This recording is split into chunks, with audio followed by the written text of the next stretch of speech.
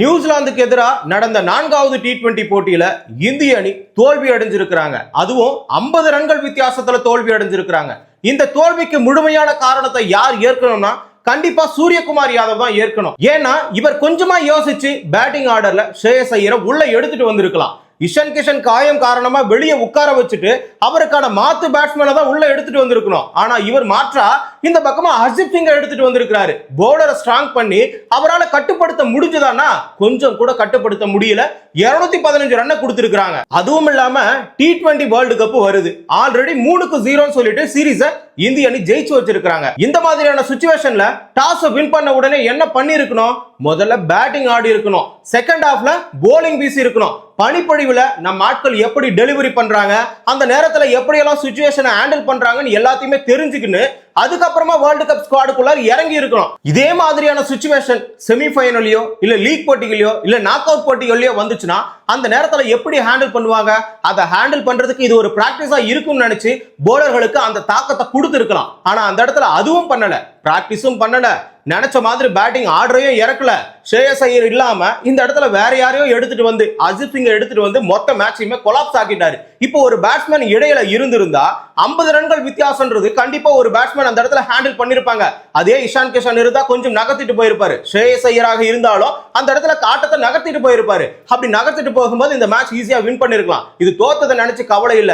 ஆனா இவங்க ஓடிஐ சீரீஸ்ல நம்மள தோக்கடிச்சிருக்காங்க, டெஸ்ட் சீரீஸ்ல வாஷ் அவுட் பண்ணிருக்காங்க. அதற்கு பதிலடியா இந்த சீரீஸை நாம வாஷ் அவுட் பண்ணிருக்கணும். இந்த 4வது T20 போட்டி விசாகப்பட்டினம் மைதானத்துல தான் நடந்துச்சு. இதுல டாஸ் வின் பண்ணது இந்தியாவுடைய கேப்டன் சூரியகுமார் யாதவ் தான். கொஞ்சம் கூட யோசிக்காம என்ன பண்ணார்னா போலிங்கை சூஸ் பண்ணிருக்கிறாரு. இதற்கான காரணம் பனிப்பொழிவு. ஏன்னா அவங்க ஒரு நாளைக்கு முன்னாடியே அங்க போயிட்டு பிராக்டிஸ் பண்ணும்போது இரவு நேரத்துல பனிப்பொழிவு அதிகமா இருந்திருக்கு.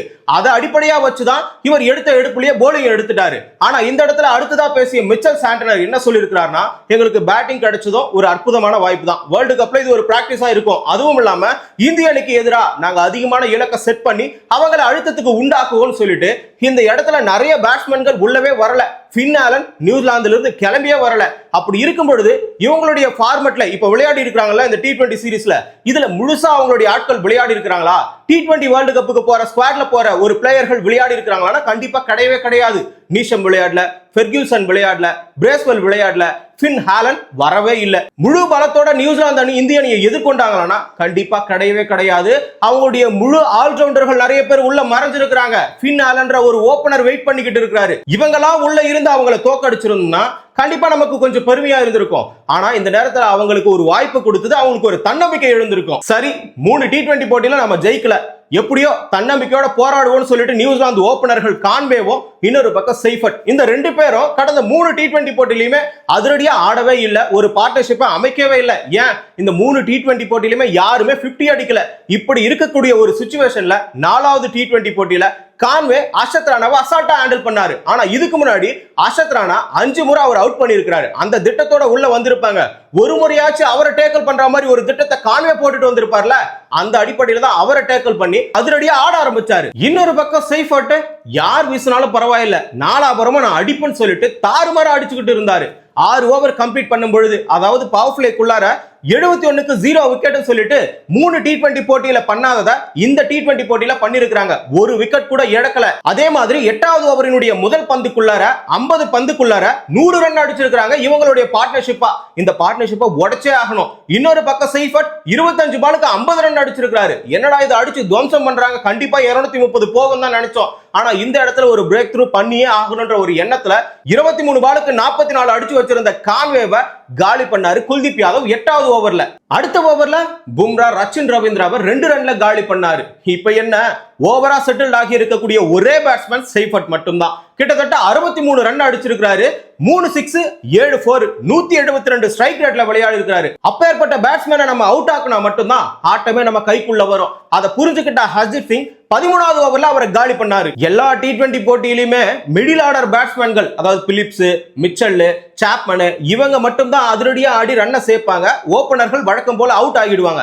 ஆனா இந்த போட்டியில ஓபனர்கள் நல்லா ஆடும்போது மிடில் ஆர்டர் பேட்ஸ்மேன்கள் கை கொடுக்காம ஈஸியா அவுட் ஆயிட்டு வெளியேறி இருக்காங்க. அந்த வகையில பிலிப்ஸ் 24 ரன், சாப்மன் 9 ரன், ஃபோக்ஸ் ஒரு 13, கேப்டன் சாண்டனர் 13 ரன் அடிச்சிருக்காரு. இதுல ஒரே ஒரு பேட்ஸ்மேன் மட்டும் நாட் அவுட்டா இருந்து கடைசி வரைக்கும் இந்திய பவுலர்களை துவச்சு எடுத்திருக்கிறாரு. அது வேற யாரும் இல்ல, ஓடிஐல மட்டும்தான் இவர் ஆடுவாரு, T20ல அவர் சுத்தமா ஆட மாட்டார்னு பேசின மிச்சல் அவர்கள் 18 பாலுக்கு 39 ரன், 3 6 2 4 அடிச்சு துவம்சம் பண்ணிருக்கிறாரு எல்லா பவுலர்களையுமே. ஆக மொத்தம் 7 விக்கெட்டை இழந்து 20 ஓவருக்கு 215 ரன் அடிச்சிருக்காங்க நியூசிலாந்து அணி. இந்தியாவுக்கு டார்கெட்டா 216 கொடுத்திருக்காங்க. இந்தியாவின் தரப்பிலிருந்து யார் பலமா வீசி இருக்காங்க நாம தெரிஞ்சுக்கிறோம்ல. ஏன்னா இத்தனைக்கும் 6 பவுலரா என்னமோ யூஸ் பண்ணி இருக்காங்க. அப்படி யூஸ் பண்ணி இருந்தோம் இந்த இடத்துல பிரயோஜனம் இல்லாம போயிருச்சு. ஆனா இத ஹர்திக் பாண்டியா பந்தே வீசல. அஷத் ராணா வீசி இருக்காரு, ஹர்ஷிப் சிங் வீசி இருக்காரு, பும்ரா வீசி இருக்காரு, குல்தீப் யாதவ் வீசி இருக்காரு, பிஷ்னாய் வீசி இருக்காரு. இவங்க 5 பேருமே 4 ஓவரை வீசி 20 ஓவரை கம்ப்ளீட் பண்ணி இருக்காங்க. ஹர்ஷிப் சிங் 4 ஓவரை வீசி 33 ரன் கொடுத்து 2 விக்கெட் எடுத்திருக்காரு. குல்தீப் யாதவ் 4 ஓவர் வீசி 39 ரன் கொடுத்து 2 விக்கெட்டை எடுத்திருக்காரு. நெக்ஸ்ட் பும்ரா 38 ரன் மட்டும் தான் கொடுத்திருக்காரு. இப்ப இருக்கக்கூடிய 2 பேர் மட்டும் தான் அதிகமான ரன்னையே கொடுத்திருக்காங்க. பிஷ்னாய் 49 ரன் 1 விக்கெட் எடுத்திருக்காரு. ஒரு விக்கெட் கூட எடுக்காம அஷத் ராணா 54 ரன் கொடுத்திருக்காரு 4 ஓவர் வீசி. எல்லா T20 போட்டியிலுமே யாரோ 2 பேர் நல்ல பார்ட்னர்ஷிப் அமைச்சு மேட்ச் அசால்ட்டா முடிச்சிடுறாங்க. அதுவும் 15.2 ஓவர்ல முடிச்சிருக்காங்க, 10 ஓவர்கள்ல முடிச்சிருக்காங்க. இப்ப கொடுத்திருக்கிற இலக்கு வந்து பாத்தீங்கன்னா 216 தான். இதையும் அடிச்சு துவம்சம் பண்ணுவாங்க தான் இந்திய பேட்ஸ்மேன்கள் களத்துக்குள்ளார வரும்போது ஆடியன்ஸ் எல்லாருமே கரகோஷத்தோட எழுப்புனாங்க. இந்த வாட்டி கண்டிப்பா என்டர்டைன்மெண்ட் இருக்குண்டா, நல்லா என்ஜாய் பண்ணலாம்னு சொல்லிட்டு தான் எல்லாருமே வெயிட் பண்ணிட்டு இருந்தோம். ஆனா என்டர்டைன்மெண்ட் அவங்க கொடுக்கல, நியூசிலாந்து கொடுத்துட்டாங்க. ஃபர்ஸ்ட் பால்லயே கோல்டன் டக் அவுட் ஆனாரு அபிஷேக் சர்மா.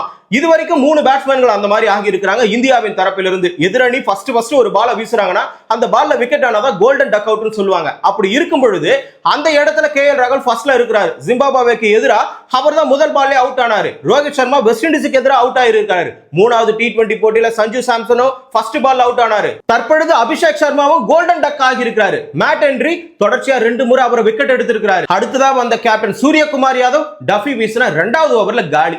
2 விக்கெட் முடிஞ்சு போச்சு இங்கேயே 2 ஓவருக்கு. இப்போ நான் ஸ்ட்ரைக்ல சஞ்சு சாம்சன் இருக்கிறாரு. கடவுள் அமைச்சு கொடுத்த ஒரே வாய்ப்பு என்ன தெரியுமா? 2 விக்கெட் விழுந்துருச்சு. எல்லா T20 போட்டியிலுமே யாரோ ஒருத்தர் அடிக்கிறாங்க, யாரோ ஒருத்தர் பார்ட்னர்ஷிப் போடுறாங்க. அந்த வகையில பார்க்கும் பொழுது இந்த முறை கடவுள் வந்து சஞ்சு சாம்சனுக்காக இந்த வாய்ப்பை ஏற்படுத்தி கொடுத்திருக்காரு. 216 இலக்க இவர் ஒரு சதம் அடிச்சு அவர் பீட் பண்ணி கண்டிப்பா இந்தியாவுக்குள்ளார நிலைச்ச ஒரு இடத்தை பிடிப்பாரு, அவர் தான் ஓபன் பண்ணுவார் வேர்ல்டு கப்லன்ற ஒரு எண்ணத்தை ஆடியன்ஸுக்கு கொடுப்பாருன்ற விதத்துல தான் நாம எல்லாருமே பார்த்திருந்தோம். ஆனா மனுஷன் கொஞ்ச நேரம் கூட சோபிக்கல. ரிங்கு சிங்கோட நல்ல பார்ட்னர்ஷிப் போட்டாரு. 28 பாலுக்கு 46 ரன் அடிச்சாங்க 2 பேருமே சேர்ந்து. அதாவது 6 ஓவருக்கு 53 ரன்னுக்கு 2 விக்கெட் மட்டும் தான் இழந்தாங்க. பவர் பிளேக்குள்ளார ஓரளவுக்கு அடிச்சுட்டாங்க. ஆனா நியூசிலாந்து அணி 71 அடிச்சாங்க. அது மேட்சே கிடையாது. ஒரே ஒரு ஆள் மட்டும் நின்றுட்டா போதும், மொத்த ரன்னையும் அடிச்சு துவம்சம் பண்ணிடலாம். எந்த T20 போட்டியிலுமே ஜொலிக்காத மிச்சல் சாண்டனர் அவர்கள் இந்த T20 போட்டியில அருமையா வீசி இருக்கிறாரு. 7வது ஓவரை பந்த கையில எடுக்கிறாரு. சஞ்சு சாம்சனுக்கு ஒரு பதட்டம் இருக்குது. நாம எப்படிரா இந்த இடத்துல நிலைச்ச இடத்தை பிடிக்கிறது? ஏன்னா T20ல விளையாடுற அந்த ஸ்குவாட்ல விளையாடுற எல்லா பிளேயர்களுமே தைரியமா பேட்டை விடுறாங்க. ஆனா சஞ்சு சாம்சன் மட்டும் தயங்கி ஆடுறாரு. அந்த ஷாட் அடிக்கலாமா வேணாமா, மாற தட்டுறாரு, கடவுளை கும்பிடுறாரு, எல்லாத்தையுமே பண்றாரு. இந்த மாதிரி பதற்றத்தோட ஒரே ஒரு ஆள் மட்டும் தான் ஆடுறாங்க. அவருக்கான பிரஷரை கேப்டனும் சரி கோச்சும் சரி குறைக்கலாம் தான் நினைக்கிறேன். அவங்க 2 பேருமே குறைச்சு நீ என்ன ஆனாலும் டீம்ல இருப்பன்னு ஒரு நம்பிக்கை கொடுத்திருந்தா பரவாயில்ல. இவரை டீம்ல வச்சுக்கலாமா வேணாவான்ற ஒரு எண்ணத்துல இருக்கிற மாதிரி தான் அவருக்கும் நம்பிக்கை கொடுத்திருந்தனால அவர் கடவுளை வேண்டிக்கிட்டே பதற்ற நிலையில ஆடுறாரு. கொஞ்சமாவது மனுஷன் ஃப்ரீயா ஆடினார்னா கண்டிப்பா 100 அடிப்பாரு, 50 அடிப்பாரு, ஏன் சதத்து மேல சதம் அடிப்பாரு. மனுஷன் சாண்டனர் வீசின பந்துல முழுசா ஸ்டம்பை எல்லாத்தையும் விட்டு லெக் சைட்ல வந்து அழகா ஸ்டம்பை காமிச்சாரு. அழகா போல்ட் எடுத்துட்டு வெளியே அனுப்பிட்டாங்க. 15 பால்ல 24 ரன் அடிச்சாரு. 3 4 1 6 அடிச்சிருந்தாரு. மறுபடியும் 9வது ஓவர்ல சாண்டனர் வந்து ஹார்திக் பாண்டியாவை காலி பண்ணாரு. 10 ஓவர் கம்ப்ளீட் ஆச்சு. 77க்கு இந்தியா 4 விக்கெட்டை இழந்து தடுமாறிக்கிட்டு இருந்தாங்க. ஆனா களத்துக்குள்ளார ரிங்கு சிங், சிவம் துபே எப்பொழுதுமே நம்பிக்கை இழக்காத வகையில தான் T20 அணியினுடைய கடைசி பேட்ஸ்மேன் வரைக்கும் இருப்பாங்க. அவங்க மேல முழுசா நம்பிக்கை வைக்கலாம். ஏதாவது ஒரு பேட்ஸ்மேன் 50 அடிப்பாண்டா, ஏதாவது ஒரு பேட்ஸ்மேன் தூக்கி பிடிப்பானான்ற ஒரு நம்பிக்கையில தான் ரிங்கு சிங் மேலேயும் சிவம் துபே மேலேயும் நம்பிக்கை வச்சாங்க. ஆனா இவங்க 2 பேரும் 19 ரன் மட்டும் தான் அடிச்சாங்க பார்ட்னர்ஷிப்ல. ரிங்கு சிங் தன்னுடைய கடமைக்கு 39 ரன் அடிச்சு வச்சிருந்தாரு. அதாவது தள்ளி தான் விளையாடினாரு. ஏன்னா விக்கெட் விடுதேன்னு தெரியுது இல்ல, இப்ப செட்டட் ஆயிட்டாரு. சிவம் துபே கூட சேர்ந்து அதிரடியா ஆடி இருந்தா மேட்சை முடிச்சிருக்கலாம். அவருடைய விக்கெட்டையும் இழந்துட்டாரு. 14 ஓவருக்கு கிட்டத்தட்ட 143க்கு 5 விக்கெட் இழந்தாச்சு. இந்த இடத்துல இருந்து 15வது ஓவர்ல சிவம் துபே காலி பண்றாங்க. அதுக்குள்ளார சிவம் துபே ஒரு மாசான ஒரு கம்பேக்க கொடுத்தாரு. அதாவது நியூசிலாந்து அணிக்கு நாம தோக்க போறன்ற எண்ணத்தை கொடுத்தாரு. அந்த அளவுக்கு அதிரடியா ஆடி முடிச்சிருக்காரு. கிட்டத்தட்ட 11 ரன் மட்டும் தான் ஓடி எடுத்திருக்காரு. அவர் அடிச்ச ரன் 63, 27 பாலுக்கு அடிச்சிருக்காரு. கிட்டத்தட்ட 7 6 3 4. இது மட்டுமே கிட்டத்தட்ட 54 ரன் வருது. 11 ரன் மட்டும் தான் மனுஷன் ஓடி இருக்காரு. மிகப்பெரிய ஒரு நம்பிக்கை கொடுத்தாரு. ஆனா 15வது ஓவர்ல காலி ஆயிட்டாரு. அதுவும் எப்படி காலி ஆனாரு? ராணாவா காலி பண்ணாரு. மனுஷன் ஓவர் போட்டா 54 குடுக்குறாப்ல. நல்லா விளையாடிக்கிட்டு இருந்த சிவம் துபேவை பவுலர் கையில பால் பட்டு போயிட்டு ஸ்டிக் அடிச்சதுமே அவரும் வெளியே போயிட்டாரு கண்ணை மூடிக்கிட்டு. ராணா பண்ண வேலை சிறப்பான வேலை. அதோட என்ன 30 பாலுக்கு 71 அடிக்கணும். சோதி 17வது ஓவர்ல வந்து ராணாவையும் காலி பண்ணாரு. இன்னொரு பக்கம் ஹர்ஷிப் சிங்கையும் காலி பண்ணாரு. 18வது ஓவர்ல பும்ரா காலி. 19வது ஓவர்ல பிஷ்னாய் காலி. மொத்த பேருமே காலி ஆயிட்டாங்க. ஆக மொத்தம் 165க்குலாம் மொத்த விக்கெட்டை இழந்துட்டாங்க. 50 ரன்கள் வித்தியாசத்துல நியூசிலாந்து அணி வெற்றி பெற்று ஓரளவுக்கு தன்னம்பிக்கையோட இருக்கிறாங்க. அடுத்த போட்டியிலும் ஜெயிக்கணும்ன்ற எண்ணத்துல மட்டும்தான் உள்ள வருவாங்களே.